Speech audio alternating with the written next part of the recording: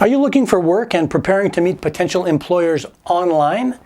Well, if so, stick around because this is part 2 of how to nail your next online job interviews.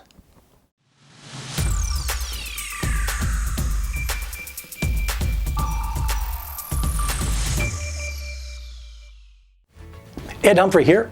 Welcome back to a new episode of About Townshippers. Now in this series, we really like to talk about the organizations and the individuals that provide services to the English-speaking communities spread throughout Quebec's eastern townships.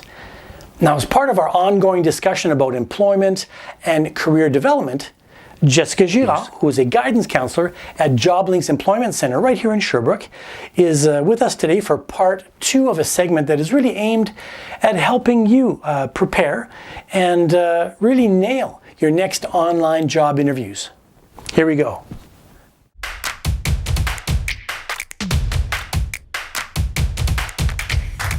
Well, hello again, Jessica, and welcome back to About Townshippers.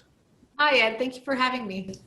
Hey, Jessica, this is part 2 of an episode that we started last time, and the subject is how to nail your online job interview. So that's very appropriate because, you know, more and more of our daily lives is going online. So now last time we talked a bit about, you know, the importance of having a good camera and a good microphone and having a bit of lighting and being prepared, you know, but maybe even more so than for a regular in-person interview. Why don't we start with distractions? How do we go about avoiding or controlling distractions when we're doing an interview from home? Well, there's a few ways that we can do that. The first one would be to close any windows, any doors, television, close any programs or apps that you don't need for the interview, and also putting your phone on silence so it won't act as a distraction. I've done I've done a fair number of interviews in my life, and I always show up to the interview with stuff. You know, I'm not talking about coffee and baggage and things like that, but I show up with, you know, my resume and the job description and other paper stuff. So do we handle that in a different way than we would in a regular interview? Well, you might have it might be more of it like a PDF version, for example. You might have, just in case the interviewer wants you to send it to them by email at the time of the interview. But you would still have that stuff handy, just like an interview. So for example, a letter of reference, your CV, the job description to prepare before your interview, all these things, copies of your diplomas, a glass of water, because you will be talking for the next half hour. Yeah, those are a few things you want to keep. And it does, I mean, there's a lot of similarities with an in-person interview.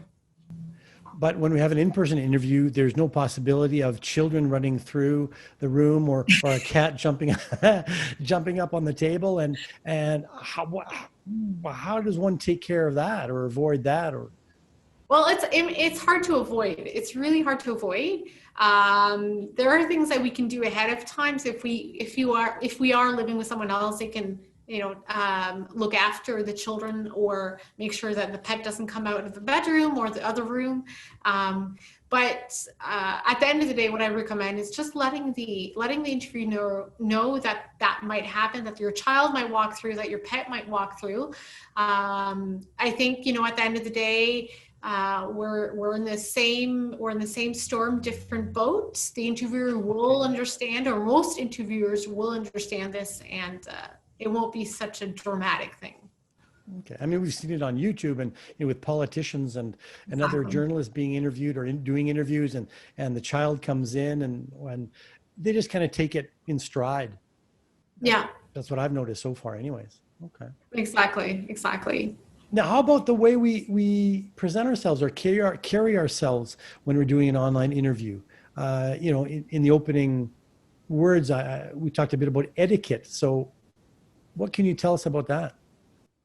So there's a few things to keep in mind for etiquette. I mean, a lot of things that will resemble an in-person interview. So maintaining that eye contact. You know, having your Zoom app, for example, opened in a smaller format just below your camera. It could also be just letting the interviewer know that, you know, that your camera's not working or that the sound's not working using the chat feature on the video conference app. It could also be, you know, showing interest by leaning forward or by smiling or by nodding or any of those methods. But we're working with technology here, as you know, and things happen. You know, like my mom always used to say, magic happens. Yeah. I got a camera here, as do you. We always have to remember that it can be on, right? The camera. You're better off thinking that than thinking your camera is off and then something happening or you saying something that you don't want the interviewer to hear or see. Okay. So that really does come down to etiquette, right? Etiquette, okay. Exactly. Okay. Exactly. And on all the different platforms, whether it's Skype or Zoom, and I've mentioned Blue Jeans a couple times, they have mute buttons.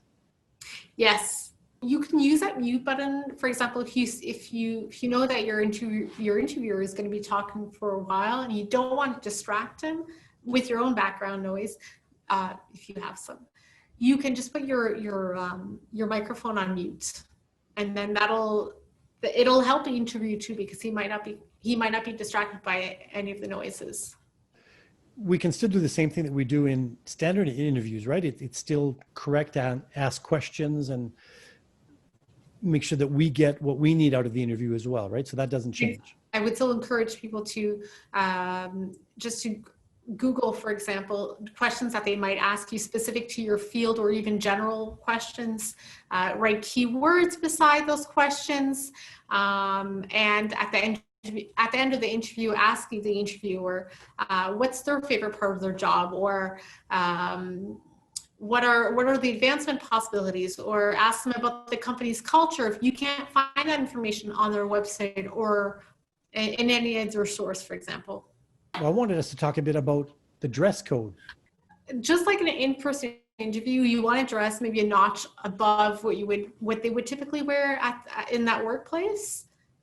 So you don't need to wear a tuxedo, but just maybe a notch above what you would typically wear. I'd like to wear a tuxedo to an interview. That would be a change. That'd be I'm ready. Finishing up an online interview and then after the interview, I'd like to talk a bit about that. How do I know, if I'm doing an interview for a job, how do I know when to sign off? So, I mean, there are a few clues that you might have. So, for example, when the interviewer thanks you for your time, when they ask you for any references, or when they mention, for example, that if they mention, for example, that they'll contact you within a week with their answer. I mean, these are all clues that the interview is coming to an end. This is also a good time for you to ask any questions that you might have and to thank that person for his time or for her time. So we've said goodbye. It's all done. I can take a breath now. I've done my first online job interview, or my second one. Now, really quickly, what can I do afterwards to kind of put a final stamp and kind of finish off that interview in a positive way? So what I would recommend, so within the next 24 hours after your interview, is either send a thank you note, an email, or just leave a voicemail, just reiterating your interest for the position, mentioning anything that you might have forgotten to say during the interview that was pertinent, mentioning anything funny that was said, or any common interest that you might have, anything to really just set you apart from other candidates. And you can also mention at that point, you can also say to them that they can contact you if they have any more questions. So it's really just kind of to end that process and set on a positive note, and then set you apart from others. Well, Jessica from Joblinks, I'd like to thank you very much for taking some time to talk to us about how to really, nail those online job interviews. But if someone wants to follow up or get some more information on this or any other employment subject, how do they get a hold of you? So they can get a hold of us by phone at 819-566-2422, extension 0, by email at joblinks@etsb.qc.ca, through our Facebook page.